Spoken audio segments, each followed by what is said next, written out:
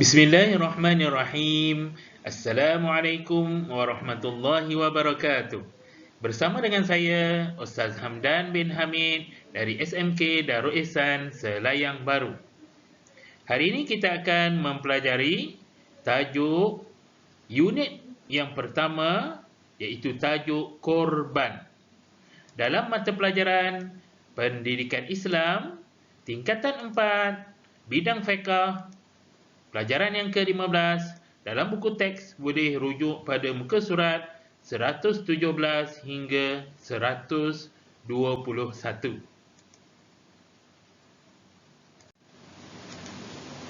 Objektif pembelajaran yang pertama, menyatakan maksud, hukum, dalil serta haiwan yang disyariatkan korban.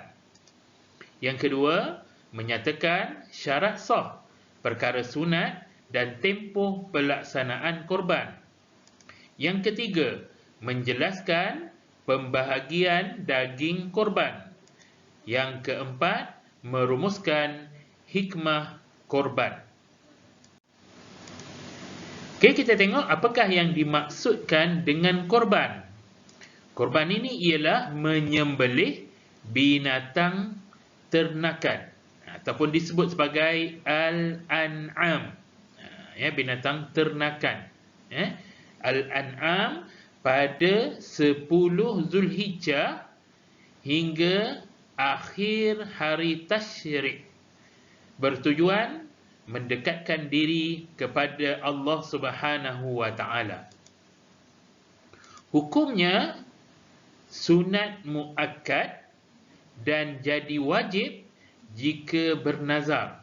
Maksudnya kalau seseorang itu bernazar, misalnya katakanlah dia seorang suami, dia bernazar, cakap misalnya dia bernazar jika dia dapat anak, dia akan buat korban pada hari raya Aidiladha. Dia bernazar untuk buat korban pada hari raya Aidiladha contohnya. Jadi dia jadi hukumnya wajib. Seterusnya dalil naqli, dalam surah Al-Kautsar Allah Subhanahu wa taala berfirman, A'udzu billahi minasyaitonir rajim. Washalli li rabbika wanhar. Apa maksud dia? Tunaikanlah solat kerana Tuhanmu dan berkorbanlah kerananya. Okey, seterusnya kita tengok pula binatang ternakan yang disyariatkan korban. Okey, apakah binatang ternakan yang disyariatkan korban ataupun disebut sebagai binatang al-an'am? Yang pertama, unta. Itu unta, gambar unta tu kan. Yang kedua, lembu. Yang ketiga, kerbau. Yang keempat, kambing. Dan yang kelima, biri-biri. Ada 5 binatang ternakan yang disyariatkan untuk kita mengerjakan korban. Baik. Seterusnya, syarat sah korban.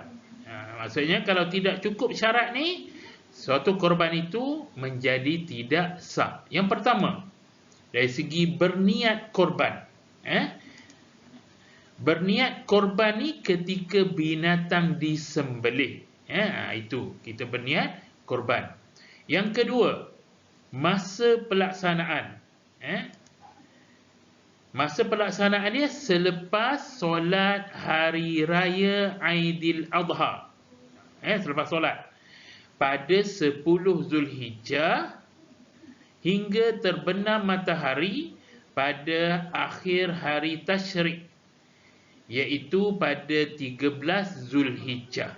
Maksudnya, selepas kita solat saja Aidiladha, solat hari raya 10 Zulhijjah, boleh dilakukan korban. Sebab itu, solat hari raya Aidiladha ni dia cepat sikit daripada solat hari raya Aidilfitri. Okey, baik. Seterusnya, kita tengok pula cukup umur. Binatang tersebut cukup umur. Unta umur dia 5 tahun dan ke atas. Itu unta. Lembu ataupun kerbau, umur dia 2 tahun dan ke atas. Kambing pula, umur dia 2 tahun dan ke atas. Sama dengan lembu dan kerbau. Manakala biri-biri 1 tahun ataupun sudah bersalin gigi hadapan setelah berumur 6 bulan. Itu untuk biri-biri. Dan yang seterusnya, sifat al-an'am. Sifat binatang tersebut, binatang ternakan tersebut. Apa dia? Dia bebas daripada penyakit dan kecacatan. Contohnya, cacat yang teruk pada satu matanya. Maksudnya mata dia buta ke, itu tak sah korban. Berpenyakit yang teruk, ada penyakit yang teruk. Tempang, ataupun kurus yang melampau. Kurus sangat. Lembu ni kurus sangat, melampau kurusnya. Maka tidak sah korban tersebut.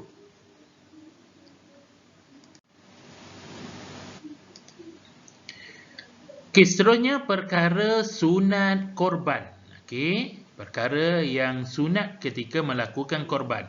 Yang pertama, orang yang berkorban disunatkan tidak bercukur dan memotong kukunya pada permulaan bulan Zulhijjah sehingga selesai berkorban.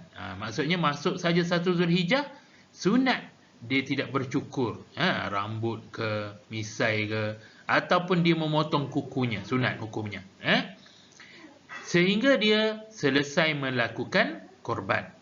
Yang kedua, melakukan penyembelihan korban dengan sendiri. Maksudnya dia sembelih sendiri dan tidak mewakilkan kepada orang lain. Jika mampu. Kalau dia boleh sembelih sendiri, dia lakukan penyembelihan korban tersebut dengan sendiri. Baik. Yang seterusnya, yang ketiga, melaksanakan segala sunat sembelihan. Kita dah pelajari sebelum ini tentang tajuk sembelihan. Jadi kita lakukan sunat-sunat sembelihan seperti menghadap ke arah kiblat dan alat sembelihan yang tajam. Yang keempat, membaca Bismillahi wallahu akbar dan berselawat atas Rasulullah sallallahu alaihi wasallam ketika menyembelih. Yang kelima, berdoa semasa hendak menyembelih. Apakah doa dia? Doanya begini. Allahumma hadza minka wa ilaika fataqabbal minni. Ya Allah, binatang ini daripadamu dan kembali kepadamu. Terimalah korbanku.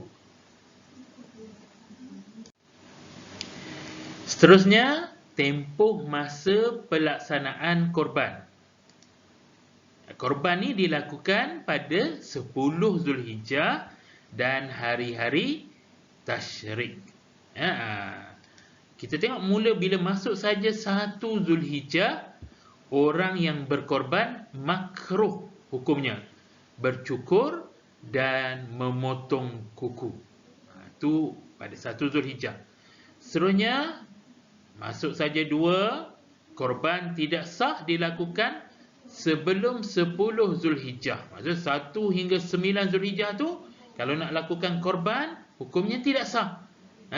Dia mesti dilakukan pada 10 Zulhijjah. Seterusnya kita tengok 10 Zulhijjah saja. Masuk saja 10 Zulhijjah, waktu penyembelihan yang afdal sekali. Bermula selepas naik matahari, selepas solat sunat Aidil Adha dan 2 khutbah. Maka waktu tersebut adalah waktu yang afdal untuk dilakukan penyembelihan korban. Seterusnya pada 11 Zulhijjah. 11 Zulhijjah juga sunat pelaksanaan korban. 12 Zulhijjah sunat pelaksanaan korban juga. 13 Zulhijjah sunat pelaksanaan korban. Masuk saja 14 Zulhijjah, jadi korban itu tidak sah dilakukan selepas terbenam matahari pada 13 Zulhijjah. Maksud bila terbenam saja matahari, masuk waktu maghrib tu, maka bila kita nak lakukan korban selepas itu, jadi korban tidak sah hukumnya. Okay, seterusnya kita tengok pula pembahagian daging korban. Daging korban ni 1/3 kita dimakan oleh pihak yang berkorban dan anggota keluarganya. Itu 1/3. Untuk pihak yang berkorban dimakan. 1/3 lagi disedekahkan. Tadi dimakan, ni disedekahkan kepada fakir dan miskin. Dan 1/3 lagi dihadiahkan kepada sahabat handai, termasuk orang kaya atau jiran-jiran. Jadi 1/3 tadi dimakan, 1/3 disedekahkan, 1/3 dihadiahkan. Okay. Seterusnya kita tengok juga pembahagian agihan daging korban pula. Agihan daging korban. Daging korban ni wajib. Semua daging korban bagi korban nazar disedekahkan kepada fakir dan miskin. Kalau seseorang itu bernazar, maka wajib semua daging korban tu disedekahkan kepada fakir dan miskin. Tak boleh buat pembahagian macam tadi 1/3. Sebab dia adalah daging nazar. Korban nazar. Korban nazar. Kemudian tidak, ni pangkah ni tidak, orang yang berkorban haram, hukumnya haram, menjual daging korban. Termasuk kulit dia tak boleh jual. Lemak, susu, kaki, kepala dan bulu binatang korban tersebut. Haram dia menjualnya. Seterusnya kita tengok pula hikmah korban. Hikmah korban. Yang pertama, mengagungkan syiar Islam yang merupakan tanda takwa bagi mendekatkan diri kepada Allah Subhanahu wa taala. Itu hikmah korban, kita mengagungkan syiar Islam. Okay. Yang kedua, menghayati semangat pengorbanan. Pengorbanan siapa? Pengorbanan agung Nabi Ibrahim. Supaya semangat tersebut menaikkan semangat jihad. Seterusnya yang ketiga, mengeratkan persaudaraan antara umat Islam. Kerana solat Aidil Adha menghimpunkan seluruh umat Islam. Yang keempat, tanda bersyukur kepada Allah Subhanahu wa taala atas segala nikmat supaya rezeki yang diperoleh sentiasa diberkati. Okey, sekian saja. Mudah-mudahan bermanfaat.